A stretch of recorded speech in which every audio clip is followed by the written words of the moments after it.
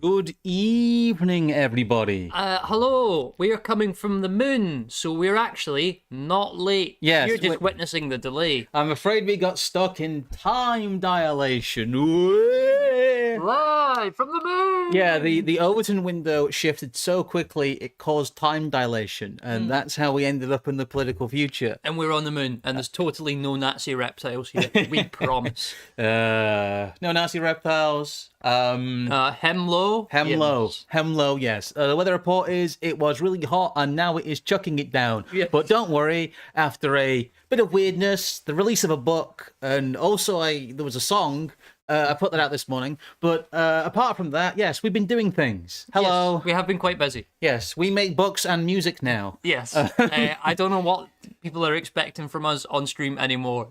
We don't know how to do this. We just write books and make music. But most importantly, if you haven't already, yes, you should buy book. Yes. Excuse me, have you considered buying book? We've left the Lizzo Rocket because the Lizzo Rocket's funny as hell. But the thing is, once you have bought book, yes, you must also post book. And then, really, if you're actually a pretty serious person, you might also considering reading book. Yes, I'd say it's probably the last thing you should do. Chief reading book. Chief reading book. Me no knowledge, because me chief reading book. But yes. Thank you again to the people at Whifflings. I suppose I've not really said anything on this specifically on the stream myself. I know you did a little video thing of it. But yes, thank you very much to the Whifflings people and everybody that has already bought book. Have you considered buying another book just in case? Yes. Maybe you need two, you know. We were also on the Delling Pod. Yes. We shared that on Telegram, but we'll share that again when it becomes more public, because it's currently only subscriber only there. But it does come out publicly probably in a couple of weeks. So there's that as well. So some exciting shilling. But yes, we did actually write a book. So yes, do indeed buy a book. But we're having a less kind of source-heavy stream today, really. Yeah, I think it's we've not really broached, I think, many sort of new topics in a little while. Yes. And we've had a bit of a lull because we've been busy doing basically everything else, and life and other things does get in the way at times. Yes. Cool, but before we do crack on, I will say thank you to the people who are members of the channel, or people who are subscribers to the Substack, or the people that give us super chats, or if you wish, you can also give us money via the Ko-Fi thing that's been linked in the chat, or you can buy book. Yes. Which, to be fair, I like book. I think book, and part of book is the fact that you can buy book and support us, and you also get book. Yes, we need to give back, but also get stuff. Yes. But no, we wanted to do a bit of first principle stuff. We've had a bit of growth on the channel. We talked about stuff rather scattershot, and a lot of you have absorbed our framework partially by osmosis, but we do basically live in a different political dimension than most people do. Yes. We do live in a different political frame than most people do. It's kind of amongst the people who know what we are, what we're famous for, or known for being annoying for, I suppose, because it's like, no, actually, it's this, but a lot of people think we're just axe thrilling, but it's very important that you understand that certain things are true. But yes, please feast your eyes on our lovely blackboard. Stop slouching at the back, you, and you better not be chewing gum either. Yes. Attention in the class. Yes, exactly. See, I've had to clip my fingernail, so I can't even do the tapping. It's awful. Well, we need to go through stuff that basically everyone outside of our little world gets wrong. Yes, and even some people, I think, inside our little world don't take to the full conclusion. Yes. These principles are not true most of the time. They are true all of the time. And there are no exceptions really to them. No, and those exceptions that do exist are the sort of thing that are discussed in such a specific circumstance that they wouldn't, the rule is just one thing, the exception is everything. The only exception is if you are actually the exception. If you are actually in power, this doesn't apply to you. No. But if you are not actually in power, if you are not completely at the top of the power structure, if you do not live insulated from the rest of Britain, effectively putting out orders, then all of this does apply. Yes. And I think we might as well start from the top, quite literally. Yes. We'll start from the top. Our first principle here is the fact that everything, and we mean everything, especially in politics, but most of outside of politics too, All endeavors of human organization are inherently top down. Yes. Because of the division of labor. Because somebody has to set what is being done and other people have to do it for things to get done. And it is also just man's natural instinct, and the vast majority of people, no matter how much they choose to deny it, to obey. It is just they follow orders.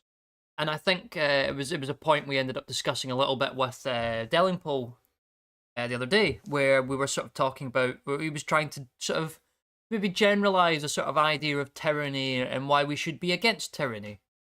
And I didn't quite get to make the point fully, but I think the problem is nowadays it's not that people dislike tyranny, it's that there's so little of it in their life that the abject meaningless they feel on a day-to-day basis, they have confused it for being under some sort of order. It's actually that there is no tyranny, that you are in a mood with tyranny.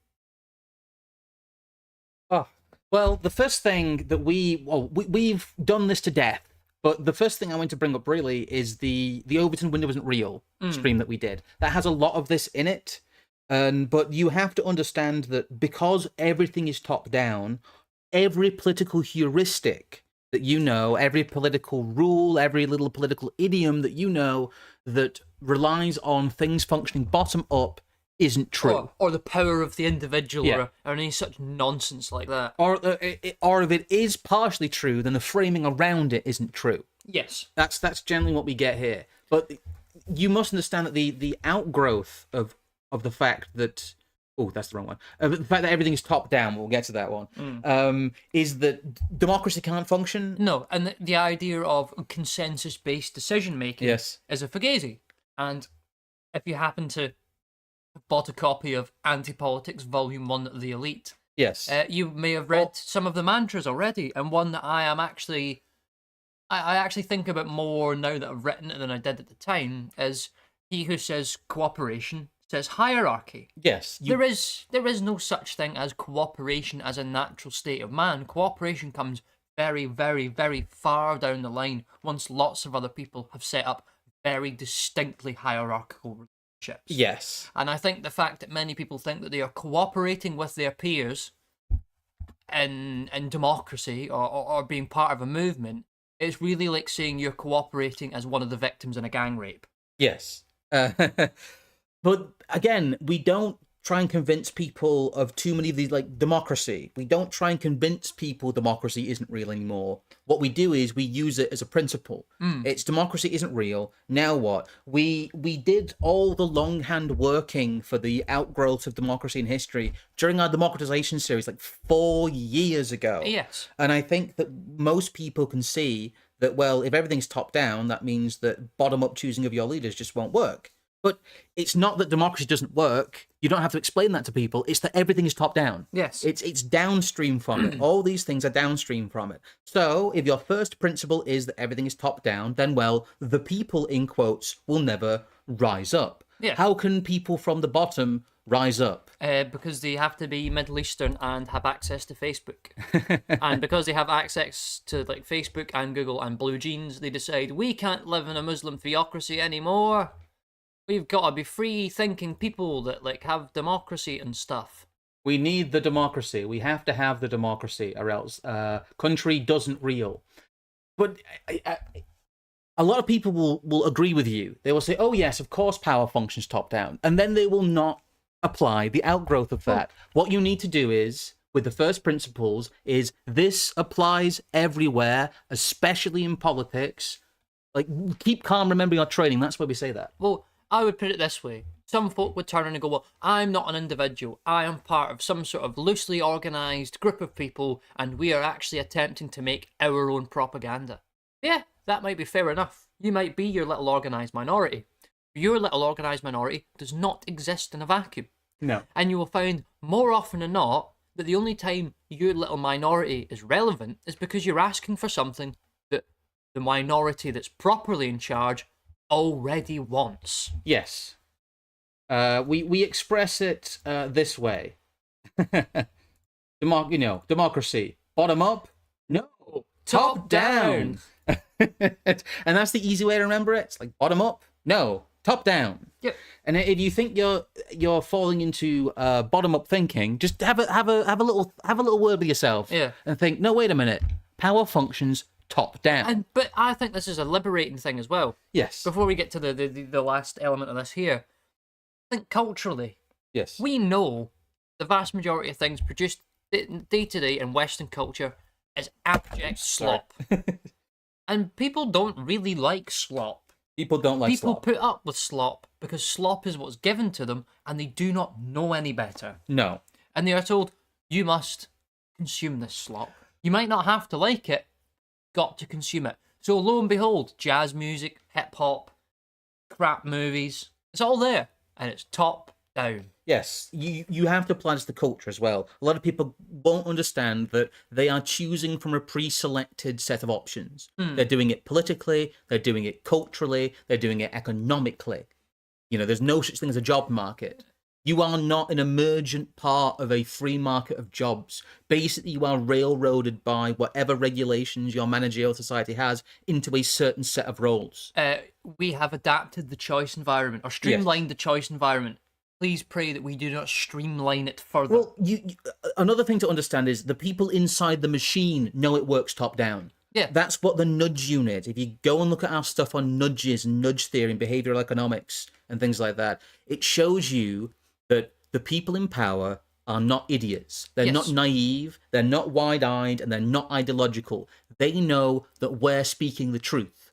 But the power of the truth isn't real. The truth in of itself has no power. Power speaks to truth. Yes, Truth does not speak to power. And that is fundamentally why recognizing Because everything's top down. And if you recognize that everything's top down, you avoid becoming the thin end or wedge. Well, here's something, I think this is the best way to illustrate it. I didn't want to put axes on like I'm doing a stupid chart, but really, one is time and one is political energy. As political energy of an idea increases, over time, the chances of those in power adding their own end of the wedge increases. Yes. Because you're pushing, as an individual or a small group of individuals, even if you're organized, you're scratching around and you're pushing to create all this political energy. I would actually maybe go one step further. Yeah. And it's not so much that the post hoc answer to immigration of out of control is digital ID. It's rather digital ID has always been there and it's wanting for a thin end. Yes, it is. And you don't understand people. Sorry, impute this backwards in a way, really. Yes. What is not understood is that the framing of events is the elite's power. They don't go out and create anti-immigration movements. No, because you don't have to. They will foment them in a way that is controlled. They will capture them, but they don't have to.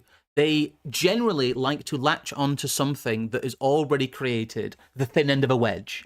Like, I remember at one point they tried to do the whole, ooh, you can't kill the badgers thing.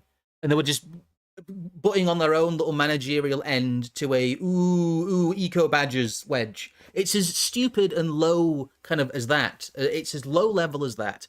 But when you create political energy, what you're doing is you're agitating people without anything to do with them. Yes. The people in power are ultimately the ones who set the quote-unquote answers to the problems you're describing. And so we try and make the problem we describe them. Yes. They can't come up with an answer for themselves. It's not their policies. It's not their ideology. It is them who is the problem. And this is why you can use phrases like consent manufacture. Yes. Because what you are, as the thin end of the wedge, is the small, possibly rightfully organic piece that is needed to give the consensus they want you to come to some legitimacy, some energy. You know, that's what brings people into it, is that they all get oorah angry about something, and something must be done about it. But if you're the person agitating people, but you do not have the something that has to be done as a consequence of the agitation, then someone else will provide it. Yes. Otherwise, in cases where it wasn't just there already. I'll put this up again because it makes me laugh. But that's the idea we're trying to get across. And it doesn't have to be conspiratorial. I mean, To give an example of someone that we know and collaborate with, AA had this done to him slightly when he did the whole zero seats thing. And Nigel Farage turned around and went, "Zero seats, aren't I cool?" Some of it is about jacking political cool. They are very difficult at creating initial political energy. The regime is very difficult at creating these initial pushes. And so it's much easier to hijack other people's pushes. That's how the political energy judo works. And again, if you think you can quote unquote do something by red pilling the normies, all you're doing is acting. You're creating thin ends for someone else who's got the rest of the wedge. Yes, the focus should be on them. They are the problem. It is not what they do that is the problem. It is who they are. But I don't know. Should we get to the second one here? Yes, of course we'll carry on. Another fundamental point that you must recognise, and I think we've not quite got the snappiest way to describe this. We might come up with something a little bit better in the future. But the general idea that your enemy's ideas are not poison. Yes. And maybe even more so, your enemy is also not just his ideas. No, there is this. The other conception of this is that your enemy's ideas aren't the problem. Your enemy can have good ideas. You can have a savvy enemy. You can have an intelligent enemy. The problem with your enemy's ideas is it's your enemy having them. Oh, well, yes, and what I've said here is, do not let your tactics and strategies be dictated to you by people with overtly partisan or even worse, kayfabe justifications. So someone turns around and tells you, well, you can't think that idea because that's what smelly lefty communists think and they're all evil totalitarians. Yeah. Do not listen to that person, because that person isn't telling you that you're wrong. They're telling you that, well, actually, I just don't like your methods. Yes. And what they're really saying when they don't like your methods is either this person is so naive that they can't work out how politics works themselves, or they aren't interested in you having the winning hand. Even people who are supposed to be quote-unquote thought leaders will go, oh, well, that sounds like a bit of a leftist idea. That seems like a bit of a Marxist framing. And that is complete bollocks. A lot of our opposition's framing is much truer than the quote-unquote conservative framing. It's just that they come up with deliberately, mentally spasticated answers to it. Well, I mean, power exists, therefore we should all be universalists. No, thank you. No, thank you. But whereas leftist ideas, particularly ones that you could refer to as more insurgent subsets of ideas that give you powerful rhetoric and allows you to basically openly accuse your enemy of conspiring against you in a concerted effort as a class of one against another. Yes. And this really is a method that you can apply to anything. The problem is that so much of what's conservative or right of centre politics has been pre-framed in a way that goes, ooh, well, we don't do class war. It's a bit nasty. Conservatives were taught wrong as a joke. And leftists were also taught wrong as a joke. Yes. And we've talked about the fact that between the two quote-unquote sides, the political truth is distributed quite evenly. But the other side goes, oh, well, I can't adopt those things. That's stinky and right-wing. I can't adopt those things. That's stinky and left-wing. And the vast majority of people fall into this. The vast majority of people, to the point that we feel we have to address it over here in our little corner. Because, no, you idiot, Marxist ideas aren't evil. Marxists are evil. Well, and their ideas are mostly just waffle to get away with their evil. And the thing as well is what they teach you is to gatekeep. Yes. It's to purity spiral. Yes. It's to find an element of your ideology that you can make look rhetorically important, hyper-focus onto it, and use it to excise dead weight from your movement. Yes. No, you can't get rid of useless people. That's going to let you to win, and that's bad again. I mean, how would you actually survive as a political faction for any length of time if you weren't actively gatekeeping over purity issues continuously? It's almost like communist movements lasted for a legacy because they did exactly this. Yes, they did. I don't know, we've got a quick example I'll get to in a sec, because I want to just find the first little start of this, or at least one of the other little bit. There it is. Another little bit there. But we are very suspicious of people who appear out of nowhere. You want the third lower third as well for the overlay. Oh, I know. I'm not getting. I was about to. I was just introing this. Sorry. Yes, I'll get this up here, but a certain to be fair, it's probably better to get this up because they're kind of scattered along the other way. A certain gentleman whose name I will not repeat, who does look like he may or may not hang outside the Turkish barbers down the road, has gone and told us that we don't gatekeep. And because we don't gatekeep, that's why we're all smelly, stinky hobbits, and we'll never get anywhere because we're low status. However, there is a great irony in that, off the back of this individual making his point, he's identified two things. That you're not allowed to gate people because you think they may be working for the Seal Network, because that's nasty and anti-Semitic and wrong. Yes. And that further, as a consequence of him showing his opinions, we have all collectively turned round and decided to gatekeep him out. Oh, the irony. Congratulations, you've been gatekept. Thank you to Johnny Deerfist before I go on for becoming a member of the channel. And thank you to Coney Current Year. He says, this stream is after school detention for people who voted and thought Trump was going to drain the swamp. Kind of. You guys don't, we're not giving you detention, we're giving you a refresher. A lot of you guys are good with this. This is like a study group. Yeah, and you can prove that you've been listening and learning by replying in the comments with either Al Gore's rhythm or your deep love for the nation of Israel. We know this stream is protected by our commitment to the only democracy in the Middle East. We may be on the moon, but you could not believe how many books we have sent to Tel Aviv.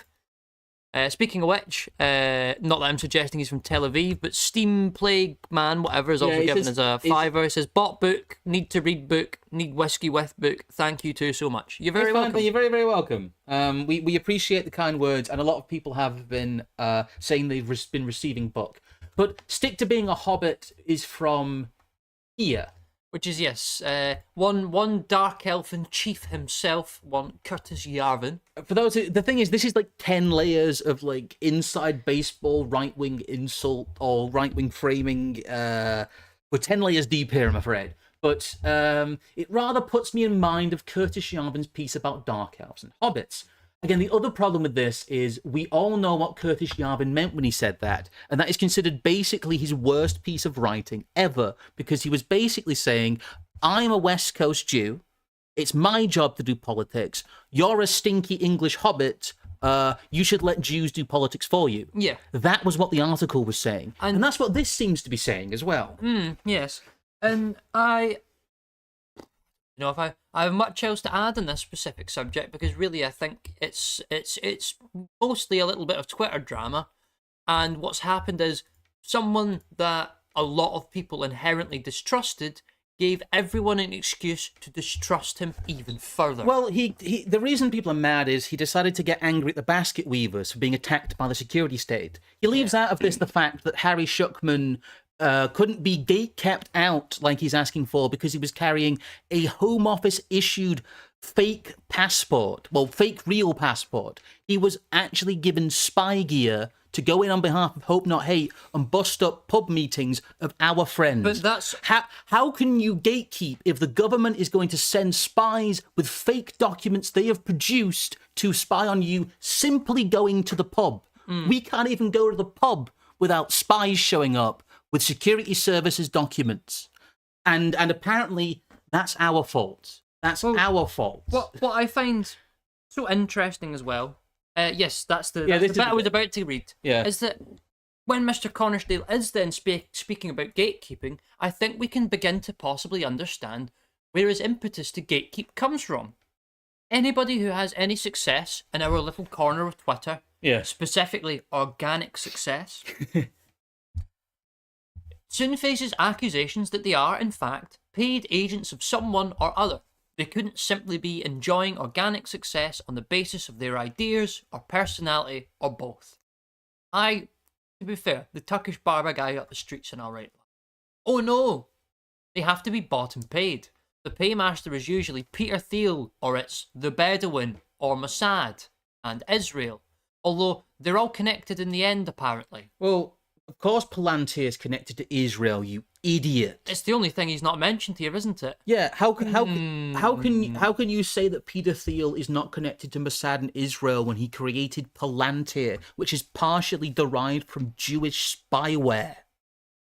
Do people want to go and look up the amount of spyware that Israel produces? I would like to mention as well, as one of the basket weavers has put in the chat, Mr. Shukman was actually gatekept from the basket weavers at one point. Yes. And only chose to write his book after the fact. Yes. And it was only after the fact that it became apparent that he had got this Home Office passport. So really what had happened was the guy that had caused the problem, who was seen as suspicious by quite a number of people, I presume, for that to happen, was told to go away. Yeah, and was banned. And to be fair, he made himself more difficult to detect, though, because, like, well, okay, what are we supposed to do when the security state just comes at you? What are you supposed to do when the actual spies show up? When you're just going to the pub? It's ridiculous. I found this whole thing completely... It's also just very defensive and incredibly ironic. But we should probably move on from this. What I would actually like to briefly mention, I think we've got the images elsewhere. If we go back to... What I wanted to quickly mention, actually, is that in terms of the top-down stuff, a quick reminder of that is the fact that today we've had a report that thousands of Afghans were moved to the UK in a secret scheme. This secret scheme, ARPA or whatever it's called, or ARP, which has people like Robert Jenrick vote on it, who are these same people that tell you they're going to create all these tough measures. Yes. It's almost like when we covered the original, performative failure stuff with Rishi Sunak, that this was the model that was going to be followed, that they were going to talk tough, but continue to create legislation in the background that allowed for more legal routes. 19,000 Afghans were secretly brought to the UK, and this was it was illegal to report because of a super injunction, which stood for 2 years. Yep. This happened in 2023, and the High Court says that it was illegal to tell people that 20,000 Afghans have been brought here en masse from a war zone. This is just a lot of people, the process, democracy, they'll haggle with the boxcar door. They are in power, and they can do what they want. They can secretly bring 20,000 people here and use the courts to make it so that you can't say it, even if you find out. Why? You are subject to power, and you can only really make the decision of, okay, do I owe my loyalty to these elites? Am I going to participate in the political process? Because this is what participating in the political process looks like. Yep. You are talking about the Overton window, and the UK government is bringing in 20,000 Afghanis from a war zone, and then they are gagging you via the courts. So... Free and liberal. Free what I will and say, liberal, yes.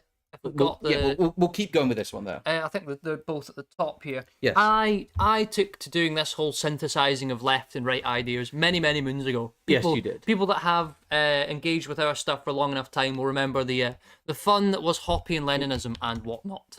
Yes. And I don't really have a major description for it at the moment because it doesn't really feel as relevant as it did back then. But it did seem to have some effect in that I basically took hundreds of people who were otherwise libertarians but didn't know what to do with the quote-unquote ideology and turn it into something and said, look, have you read Lenin? Yeah. So here's all your Hoppian sort of social theory, and here's how you give it teeth. Yeah. I can remember saying to David Gordon at Maze's years ago about this specifically, that I love the picture that Hans Hermann Hoppe paints. My only problem is, how do you get the canvas into your hands? Yeah. It's just, well, it's all, and you wrote, obviously, which is in the book. It's in Anthropologics Volume 1, which is NAP, not applicable to politics. Yes. Which is basically the framework of this. It's like, well, what if maximalist position, but also what if revolutionary libertarianism? What then? And people went, ew, icky, weird. You can't do that. It wasn't even necessarily a question of being sort of wholehearted sort of revolutionaries. More so, it gave people a way to talk about it that sounded impactful. Yes. They didn't sound like philosophers anymore. They sounded like people that were working for a propaganda bureau, and that's what you want. And that's why we do this stuff. We do like we love our fake Maoist propaganda. Oh, yes. Just because there is really a point to be understood here. And it's a point of absolutism. where leftists rule and we don't really, because they've Yes. got this down pat. It's not that your enemy's ideas are bad. He is bad. Yes. It's not about what they think. It's about what they are. Yes. You are not engaging in a free exchange of ideas. Your enemy is not tainted by what he thinks. He's animated by his animus towards you. Yes. And he will use every tool at his disposal. And if you go, well, my enemy's using those tools, I can't use them, you're going to be destroyed. There is no such thing, I suppose. I mean, I am no fan of technology, but in the realms of political combat, there is no such thing as evil tools. There are only tools. Yes. Or, you'll either use all the tools or you'll be made a tool. It's videos of guys in pubs getting a bit pissed and it's all private and you pay for it and it's called Only. Yeah, Ethan, Hemlo friends, in my computer box, do you have time to let us know your thoughts about Restore Britain? I would give that some time and we might get back to you when we see more of what that's meant to be. Yeah, but we don't even know what it is. It's not been explained to us properly yet. What it seems to be is a conglomeration of polling and lobbying, which isn't really revolutionary in any sense. However, if there's got the right people behind it and they are well intended, then maybe they can create some sort of little space for people like us to be more,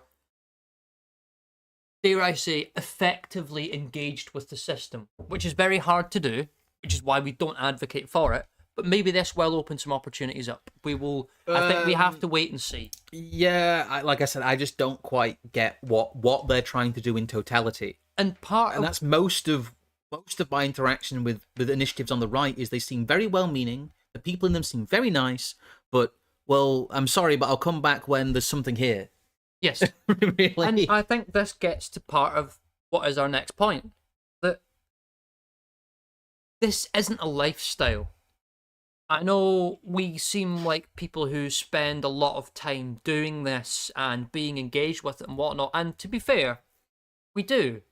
But I think we're cognizant of the fact that it's, as I've got here, it's not meant to be funny. No. It's not meant to make you feel good. It's definitely not going to be easy, and it certainly isn't church. What we are doing here is we are considering serious things. The fact that you get to the point whereby you're considering what resources and maneuvers you might need to make to overcome or succeed the current regime that we live under, that is a risky undertaking. Yes. It's not just something you do for fun. You don't just satirize this sort of want to get rid of the current state and ad infinitum, because at some point you basically destroy the whole purpose of what you're trying to do. There's a lot of this, though. A lot of people retreat into the quote-unquote based online world to live their based online LARP. Yes, and as I've mentioned here, cottagecore, Dickensian LARPers, and hippies need not apply. That's what you want to do because that's your thing. Great. Go and knock yourself out. But you need to recognise that what you do in building a vanguard and building an opposition and being something that is different from what the rest of quote-unquote mainstream politics is, that does believe in bottom-up, that does believe its enemy's ideas are the problem, not the enemy itself. Yes. It can't conform to this idea of an aesthetic or a lifestyle or even necessarily a character type, and that's ultimately why, despite however many people dislike it, there are people like us involved in this. Because we really exist in a weird enough space where, yes, we have lives outside of this, but we have sort of been willing in the last few years to make quite a serious commitment in regards to time and previously when we were doing events, our own money. Yes. And making sure something comes of this, even if that is only the basic preservation of some small organisation that carries on being British after we are gone. Like, I'm sorry, but like wearing a trad wife dress in quotes and baking cookies isn't doing something. It's a lot of fun posting it on Twitter, I'm sure, but yeah. And I don't mind it. I think a lot of times it's That's harmless. Fine, but you cannot have that is not activism. You cannot have the confluence of the two. No. There needs to be a recognised segment between one and the other. Now, maybe, to give him his credit, Mr. Charles Cornsdale, maybe this is his issue, is that he wants it to be a lifestyle. Yeah. And he wants to be a lifestyle blogger that's into healthy stuff and kind of cool tech, and don't we love these charisma-full like leaders and stuff? Yeah, cool, go and do that. But then don't come to us and say you can't gatekeep, when the fact has already become apparent that you have been gatekept out because you have been recognised as someone who's very non-serious. Yes, it's also just, it's the same thing that as people be edgy online, and then when they feel they've got their little piece of things, they turn around and go, calm down, guys, I've got to keep my job, and I've got to write for The Spectator, and the LARP ends. The LARP only goes as far as their personal, well-being and enrichment does. And suddenly, you're not retweeting funny Nazi memes on Twitter and going, oh, well, a few people got caught in Primate doing Romans a few years ago, so you guys are terrible, from some edgy online poster. And that's what you always get. You always get people who are completely lacking in decorum and seriousness, who will be given a sniff of something, and they will immediately turn around and become the world's most boring, whiny neocon. I think it's this. It's that there are three things that people are doing. There is a small number of people that are being genuinely political with the intent and scope to come up with a serious plan to actually make change, or at least preserve what is required for some sort of change or restoration in the future. There are people who want to live a good life. Yes. And then there is a third group of people who want to have a cool lifestyle. These three things are very distinctly different from one another. You would be best achieving one of these by sometimes disregarding the other two. I don't think you can be a truly effective political actor, also be a good person living a good life, whilst also having some sort of aesthetic and appreciable lifestyle. I think you've got to at least drop one of these, if not two, for... Yeah, if you're genuinely committed to change, your lifestyle's going to suffer. And so are you. But if you're genuinely committed to being a good person and being good to your peers and not being a Machiavellian, you can't be political. No. And if you're worried about aesthetics and subjective things, some of which, if it's art and whatever else, is quite important, and that's not me just saying, oh, art's a lifestyle, disregard it. No, not at all. What I'm trying to say is that it's fundamentally different from acting in a political manner. It's also just a lot of people take issue with our quote-unquote lifestyle because they think this is a lifestyle movement. Yes, exactly. Yes. You're not conforming to my lifestyle. It's like, well, okay, but... You're not conforming to my politics. Yeah, power politics about removing the current ontologically evil elite. It's not a lifestyle. People don't fit into a neat frame with it. And that's the problem, that you have people who are being performatively quote-unquote right-wing, and part of it is, oh, I'm rejecting all these icky, illiberal and unserious ideas, and I'm doing something real, and I'm fixing up with real people who can really get something done in Westminster, and you guys just don't have any solutions, and you guys need to get in line and vote behind us. And it's just all that. It's just like, well, okay, but this isn't about defending your lifestyle. Yeah. This isn't about you having a quote-unquote right-wing lifestyle. Based World is not being a vitalist, or it's not LARPing as a trad wife. It's not LARPing as some kind of medieval Christian crusader. Based World comes as the consequence of blood, sweat, tears, suffering, and people who are just abject sort of cathartics for the time being. Because again, as we pointed out with the leftist ideas, you've got to recognise that you're an insurgent movement. Yes. You know, that's putting you painted a target on your back. Don't do that just because you think it's fun.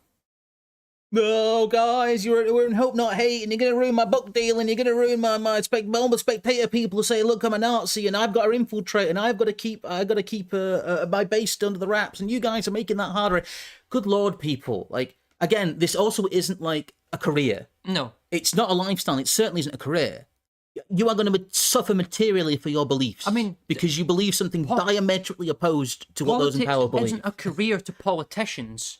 It's something that they have been saddled with that they cannot escape from. Yes. I mean, that is how you are a ruling minority. You don't do it because you want to. You do it because you have to. Yes. But enough of the lifestyle stuff. But this is another point that we've made a lot. And I saw someone right at the start of the stream suggest that if this is one of the principles, I'm very glad to hear it. And I think we're along the exact same lines of him. You are under no obligations whatsoever. Yes. Because in power and politics, everything is top down. Then only those who actively have crafted modernity are responsible for it. You are not. For the individual, politics isn't quite yet a question of life or death. However, as a group, considering ourselves as native Britons, it is. Yes. Disregarding this very obvious fact for one's own entertainment, or a desperate need of friends and belonging, or even possibly because one wants a small-time gain and what they believe is a new burgeoning media market. This is incredibly short-sighted. It is counterproductive against those who are making a serious effort, and it is personally dangerous to those that act in ignorance of this.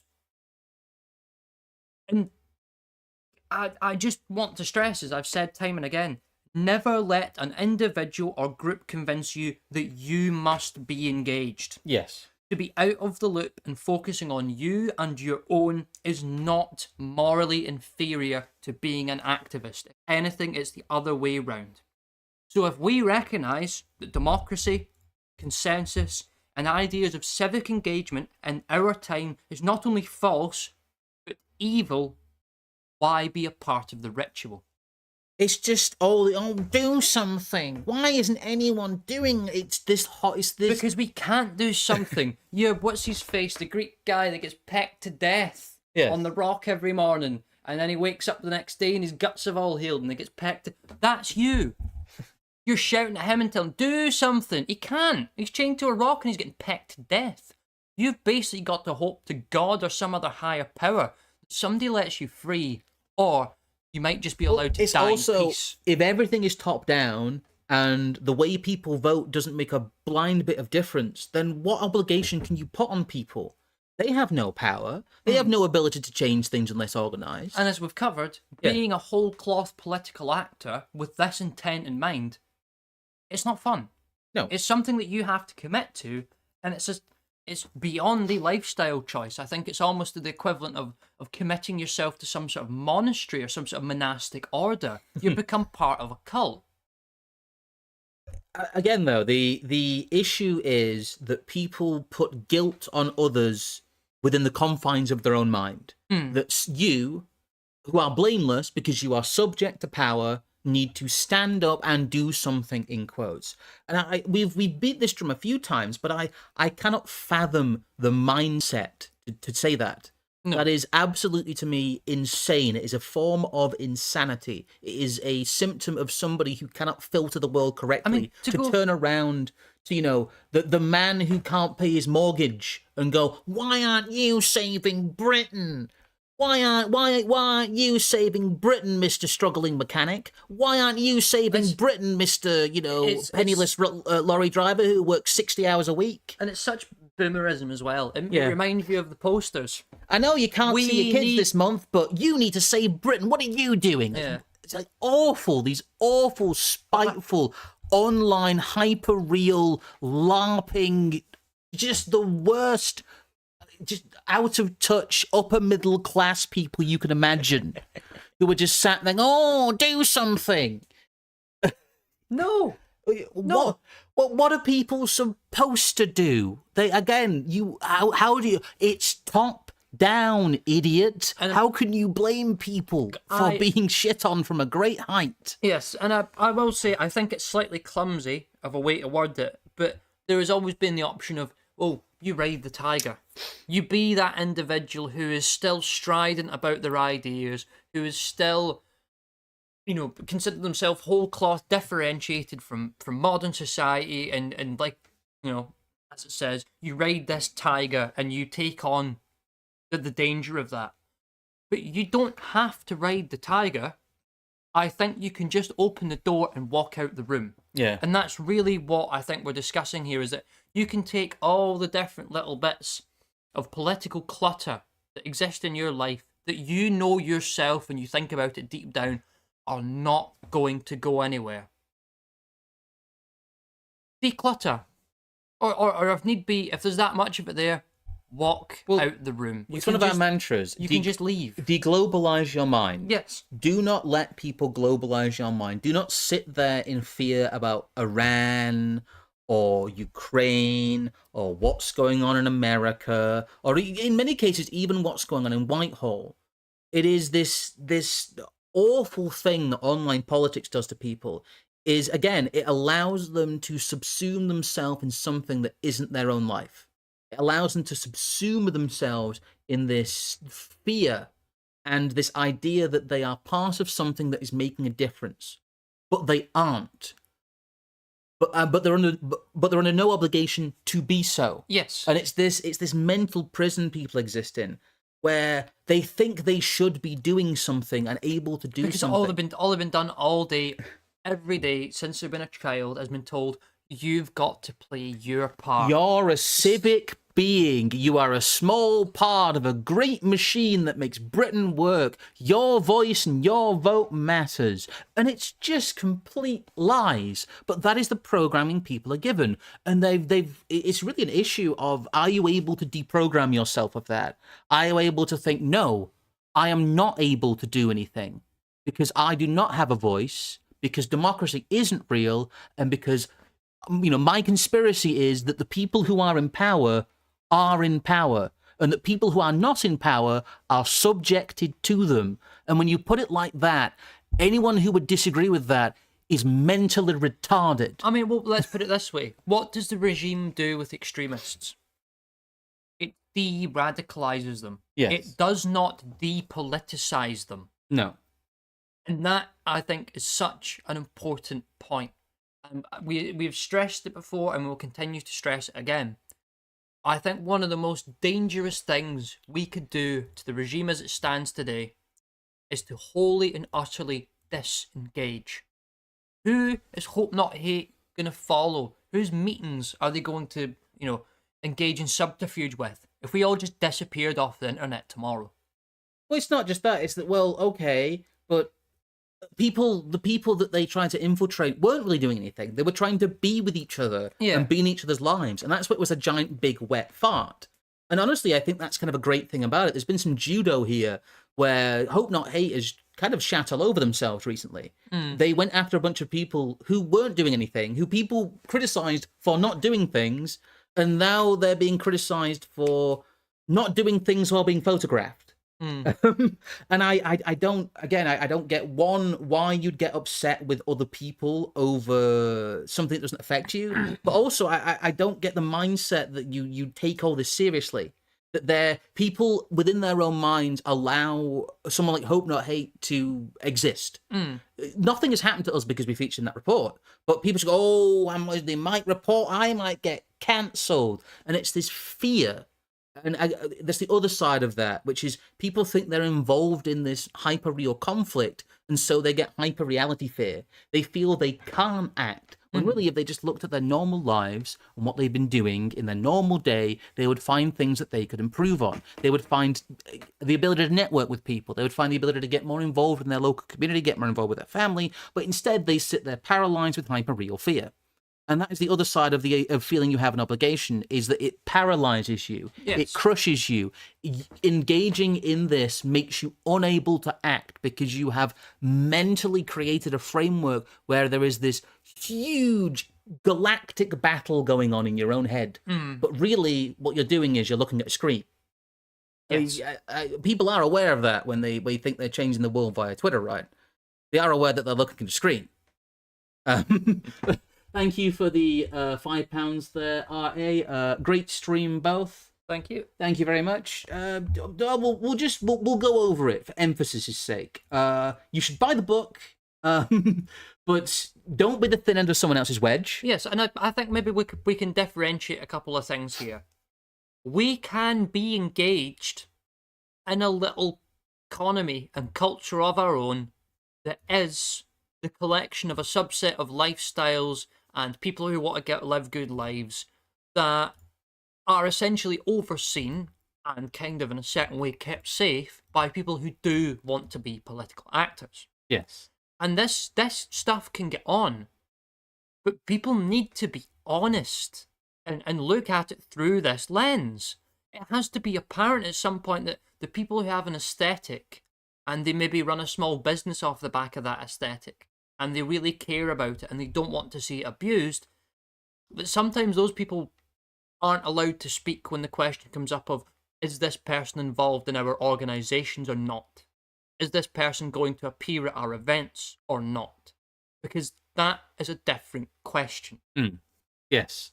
You can be involved without being quote-unquote involved. Yes. In fact, you're much better if you're involved without being quote-unquote involved. If people within the distant right, whatever we call ourselves these days, would actually recognise that everything is top-down, even their own little group, it would work so much bloody better. $11 cheese. Thank you for $5. Voting is like sending letters to Santa as an adult. Excuse me. No, you're wrong. Santa's actually real. I've got to say yes. We are Santa believers. We are Santa believers here. I mean, we're literally on the moon with him. Sorry, did I just say that? Oh no. We'll never get to smoke with Santa again. No, not at this rate. We're reaching the logical conclusion, as we usually do, of what we're saying here. We'll do an extra little shilling and say yes. Again, if you want a more thorough treatment of some of these principles, please do consider buying book and going to the whiffling. But a lot of people have asked us, like, okay, what is your like core belief? This is 4 of them. We could be here all day talking about. We've got our mantras, we've got this, but this really is. If you're going to try and be involved in quotes in this, these are your first principles. You need to understand that everything operates top down. And if you can't get your head around that, don't. You need to recognise that kayfabe isn't real. Yes. That purity spirals are important. That your enemy is not bad because his ideas are bad, but because he is evil and he must be conquered. Yes. You must recognise that it's serious. It's not a matter of life and death for you, but when we look at us, it is. As a people, yes. And as a consequence of that, you have to decide whether or not you are willing to take on board that burden. Do not let someone place it upon you and be dragged along into something that's going to be counterproductive and possibly even dangerous to your own person when you might have best otherwise had a passing interest in something as a political hobby and lived a good life. Yes. I have nothing else to add. We've got some outro music. If you do like the music, there is a new song in the videos section of the site. It's been a bit of a mixed bag this month, as with everything going on, but thank you. It's been very exciting. We've had a lot of good reactions to everything we've been doing. I'm going to say it's not just like we've been doing the book. There's also a lot of like strange and abrupt and changing IRL stuff that we have going on. Hopefully, however, at some point that's not too distant away, we might have some sort of word about getting some more in real life stuff going on. Yeah, it's been a real struggle. Yeah, until then, we'll carry on doing this. So please, if you've enjoyed the stream, do interact with the video and stuff and things. Please help. Share it and consider buying a book and consider giving us a super chat or whatever if you would like us to carry on doing this. Okay. Thank you for everyone that's watched. And we'll see you again. Bye. See ya.